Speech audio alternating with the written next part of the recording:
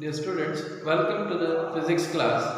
You are going to study about the Fleming's right hand rule. It is also called as the dynamo rule or a generator rule.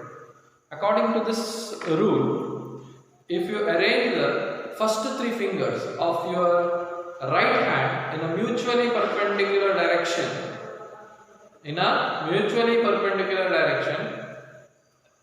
then this finger, it indicates the direction of the magnetic field, and the thumb indicates the direction of motion of the conductor, and then the central finger, it indicates the direction of the induced current direction of the switch is current. This is Fleming's right hand rule, or it is also called as a dynamo rule or a generator rule. ಸರಿಯಾಗಿ ಕೇಳಿಕೊಳ್ಳಿ. If you arrange the first three fingers of your right hand in a mutually perpendicular direction, forefinger indicates the direction of the magnetic field, thumb indicates the direction of motion of the conductor, and the central finger, it indicates the direction of the induced current. ಈ induced current ಅಂತ ಹೇಳಿದ್ರೆ ಏನು, ಅದನ್ನು ಅರ್ಥ ಮಾಡ್ಕೊಳ್ಬೇಕಾದ್ರೆ electromagnetic induction ಅಂತ ಹೇಳಿದ್ರೆ ಏನು ಅಂತ ತಿಳ್ಕೊಳ್ಬೇಕು. ಇದು ಟೆಕ್ಸ್ಟ್ ಬುಕ್ ಅಲ್ಲಿ ಉಂಟು, very important concept, electromagnetic induction. When a magnetic field linked with the conductor changes ಅಂತ ಹೇಳಿದ್ರೆ, ಯಾವುದೇ ಒಂದು ವಾಹಕಕ್ಕೆ ಹೊಂದಿಕೊಂಡಿರುವಂತಹ ಅಂತ ಹೇಳಿದ್ರೆ ಒಂದು ಕರೆಂಟ್ ಹರಿಯುವಂತಹ ತಂತಿ, ಅದಕ್ಕೆ ಹೊಂದಿಕೊಂಡಿರುವಂತಹ ಕಾಂತಕ್ಷೇತ್ರ ಅಂತ ಹೇಳಿದ್ರೆ ಮ್ಯಾಗ್ನೆಟಿಕ್ ಫೀಲ್ಡ್ ಅದು ಚೇಂಜ್ ಆದಾಗ ಅಂತ ಹೇಳಿದ್ರೆ, ಮ್ಯಾಗ್ನೆಟ್ ಅಲ್ಲಿ ನೀವು ಆಚೆ ಈಚೆ ಮೋಷನ್ ಅನ್ನು ಮಾಡಿದಾಗ, ಅದರಲ್ಲಿ ಚಲನೆಯನ್ನು ಮಾಡಿದಾಗ, there is an EMF is induced in the coil. This is called induced EMF. This phenomenon is called electromagnetic induction. When a magnetic field linked with the conductor changes, there is an EMF is induced in the coil. This EMF is called induced EMF, and the phenomenon is called electromagnetic induction. ತುಂಬಾ important ಆಗಿರುವಂತದ್ದು. Now, by using this electromagnetic induction as a principle, electromagnetic induction ನ ತತ್ವದ ಮೇಲೆ electric generator work ಮಾಡ್ತದೆ. electric generator ಯಾವ ತತ್ವದ ಮೇಲೆ work ಮಾಡ್ತದೆ, ಅಲ್ಲಿ ಫ್ಲೆಮಿಂಗ್ ನ ರೈಟ್ ಹ್ಯಾಂಡ್ ರೂಲ್ ಅನ್ನು ಹೇಳುವಾಗ ಕೇಳ್ಕೊಳ್ಳಿ. forefinger indicates the direction of the field ಹೇಳಿದೆ, it indicates the direction of motion of the conductor ಅಂತ ಹೇಳಿದ್ರೆ, ಆ ಕಾಯಿಲ್ ಅನ್ನು ಮುಂದೆ ಮಾಡಬಹುದು ಅಥವಾ ಮ್ಯಾಗ್ನೆಟ್ ಅನ್ನು ಮುಂದೆ ಮಾಡಬಹುದು. ಹಾಗೇನಾಗ್ತದೆ, ಮ್ಯಾಗ್ನೆಟಿಕ್ ಫೀಲ್ಡ್ ಚೇಂಜ್ ಆಗ್ತದೆ, ಆಗ ಇಂಡ್ಯೂಸ್ಡ್ EMF ಕರೆಂಟ್ ಬರ್ತದೆ. ಅದು ಜನರೇಟರ್ ನ principle. What is the principle of generator? Generator it works on the principle of electromagnetic induction. Let's see what is the meaning of a generator. Generator is an electrical device.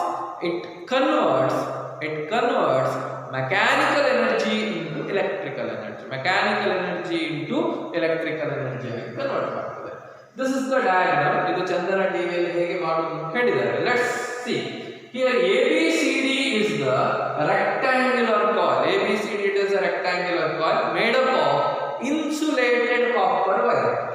R1 and R2. Here R1 and R2 are the copper rings. ಇದು full rings. DC generator ಅನ್ನು ಮಾಡಬೇಕಾದ್ರೆ ನಾನು split rings ಅನ್ನು use ಮಾಡಬೇಕು. Split rings ಹೇಳಿದ್ರೆ ಒಡಕುಂಗುರ, ಅರ್ಧ ಉಂಗುರಗಳನ್ನು use ಮಾಡಬೇಕು. B1 ಮತ್ತು B2 ಎನ್ನುವಂಥದ್ದು brushes. It is made up of carbon. Brush ಹಾಗೆ ಕಾಣ್ತದೆ ನೋಡಿ, ಜಸ್ಟ್ ಟಚ್ ಆಗ್ತದೆ. N and S are the poles of the powerful magnet. ಇಲ್ಲೂ ಮ್ಯಾಗ್ನೆಟ್, ಇದನ್ನು ನಾವು ರೊಟೇಟ್ ಮಾಡ್ತೇವೆ, ಈ ಕಾಯಿಲ್ ಅನ್ನು ರೊಟೇಟ್ ಮಾಡ್ತೇವೆ, ಆಗ ಇಲ್ಲಿ ಕರೆಂಟ್ ಬಲ್ಬ್ ಗ್ಲೋ ಆಗ್ತದೆ. How it works, ಇದನ್ನ ಅರ್ಥ ಮಾಡ್ಕೊಳ್ಬೇಕಾದ್ರೆ ನಾವು ಫ್ಲೆಮಿಂಗ್ ನ ರೈಟ್ ಹ್ಯಾಂಡ್ ರೂಲ್ ಅನ್ನ, ಡೈನಮೋ ರೂಲ್ ಅನ್ನ ಕರೆಕ್ಟ್ ನೆನಪಲ್ಲಿ ಇಟ್ಕೊಳ್ಬೇಕು. ಈಗ ಫಾರ್ ಎಕ್ಸಾಂಪಲ್ ನಾನು ಇದನ್ನ ಅಪ್ವರ್ಡ್ ಅಂತ ಹೇಳಿದ್ರೆ, ಇಲ್ಲಿ ಥಂಬ್ ಅಪ್ವರ್ಡ್, ಮ್ಯಾಗ್ನೆಟಿಕ್ ಫೀಲ್ಡ್ ಯಾವತ್ತೂ ಹೇಗಿರ್ತದೆ, ಫ್ರಮ್ ಮ್ಯಾಗ್ನೆಟಿಕ್ ಫೀಲ್ಡ್ ಹೇಗಿರ್ತದೆ, ನಾನು ಇದನ್ನ ಮೇಲ್ಮುಖವಾಗಿ ತಿರುಗಿಸ್ತೇನೆ. ಕಾಯಿಲ್ ಹೀಗೆ ತಿರುಗಿಸುವುದು, ಮೇಲ್ಮುಖವಾಗಿ ತಿರುಗಿಸ್ತೇನೆ. Thumb indicates the direction of motion of the conductor, thumb. Then forefinger indicates the direction of the field, then it indicates the direction of current. ಇದು ಕರೆಂಟ್ ಹೀಗೆ ಹರಿಯುತ್ತದೆ. ಹಾಗಾದ್ರೆ ಅಪ್ವರ್ಡ್ ಕರೆಂಟ್ ABCD ಮಾರ್ಗವಾಗಿ ಹರಿಯುತ್ತದೆ, and it is connected to brush B2 ಅಲ್ಲಿ ಈ ಮಾರ್ಗವಾಗಿ current ಹರಿಯುತ್ತದೆ. ಇದಾಯ್ತು. ಇದು ಮೇಲೆ ಹೋಗುವಾಗ ಏನಾಗಬೇಕು, ಕೆಳಗೆ ಹೋಗಬೇಕು. ಇದು ಕೆಳಗೆ ಹೋಗಬೇಕು. ಅರ್ಥ ಆಗ್ತದೆ ಹೇಳ್ತಾ ಇರೋದು? ಇದು ಕೆಳಗೆ ಹೋಗಬೇಕು. ಸಿ ಡಿ ಕೆಳಗೆ ಹೋಗ್ತದೆ. ನಾವು ಸಿ ಡಿಯಲ್ಲಿ ಹೇಗೆ ಕರೆಂಟ್ ಹರಿಯುತ್ತದೆ? ಇದು ಸಿ ಡಿ ಒಂದು ಹಾಫ್ ಸೈಕಲ್ ಆಯ್ತು ಅಂತ ತಿಳ್ಕೊಳ್ಳಿ. ಇದು ಎ ಬಿ ಮೇಲೆ ಬಂತು, ನಂತರ ಸಿ ಡಿ ಕೆಳಗೆ ಹೋಗ್ತದೆ. ನಾ ಡೈರೆಕ್ಷನ್ ಆಫ್ ಮೋಷನ್ ಇದು ಸಿ ಡಿ ಇರ್ತದೆ. ಅರ್ಥ ಮಾಡ್ಕೊಳ್ಬೇಕು ಕರೆಕ್ಟ್ ಆಗಿ. ನಾ the direction it is inside, magnetic field it is from observe ಮಾಡ್ಕೊಳ್ಳಿ. direction it is downward, board ಕೆಳಗೆ ಹೋಗೋದಲ್ಲ. ಸರಿ, field from like this, field it is like this ಹೀಗೆ. ಆಗ ಕರೆಂಟ್ ಏನಾಗಿರ್ತದೆ ಹೇಳಿದ್ರೆ ಈ ಡೈರೆಕ್ಷನ್ ಬರ್ತದೆ. ಸರಿ, ಎ ಬಿ ಸಿ ಡಿ ಮಾರ್ಗವಾಗಿ ಕರೆಂಟ್ ಹರಿಯುತ್ತದೆ. Next for the next half cycle ಇದು ಹೀಗೆ ತಿರುಗಿತು. For the next half cycle ನಾವು ಸಿ ಡಿ ಇಲ್ಲಿ ಇರ್ತದೆ. ಸಿ ಡಿಯಲ್ಲಿ ಕರೆಂಟ್ ಹೇಗೆ ಹರಿಯುತ್ತದೆ? ಸಿ ಡಿಯಲ್ಲಿ ನಾವು for the next half cycle the current flows in the opposite direction. Current flows in the direction D C B A direction. Next half cycle ಅಲ್ಲಿ current ಹೀಗೆ ಹರಿಯಲಿಕ್ಕೆ start ಆಗ್ತದೆ. ಆಗ D C B A ರೂಪದಲ್ಲಿ from it is connected to brush 1. So here in electrical generator, so you refer your textbook, dear students, page number of the textbook it is 130 page ಅನ್ನು correct ಆಗಿ observe ಮಾಡ್ಕೊಳ್ಳಿ. ಅಲ್ಲಿ ಉಂಟು explanation ಕೊಟ್ಟಿದ್ದಾರೆ correct ಆಗಿ. Now here the current changes its direction for every half cycle. This type of current is called AC current. AC current ಏನು ಮಾಡ್ತದೆ ಹೇಳಿದ್ರೆ ಪ್ರತಿ ಅರ್ಧ ಸುತ್ತಿಗೊಮ್ಮೆ ತನ್ನ ದಿಕ್ಕನ್ನು ಬದಲಾಯಿಸಿಕೊಳ್ಳುತ್ತದೆ. It is also called as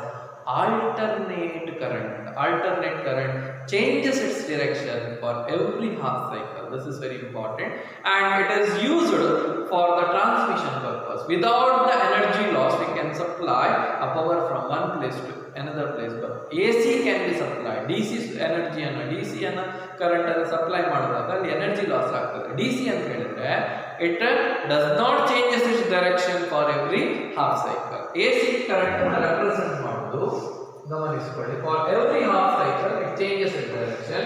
DC for every half cycle it doesn't changes its direction. ಅದು ಪ್ರತಿ ಅರ್ಧ ಸೈಕಲ್ಗೆ ತನ್ನ ದಿಕ್ಕನ್ನು ಬದಲಾಯಿಸಿಕೊಳ್ಳುತ್ತದೆ. ಇದನ್ನು ಕರೆಕ್ಟ್ ಆಗಿ ನೋಟ್ ಮಾಡ್ಕೊಳ್ಳಿ. Okay, thank you.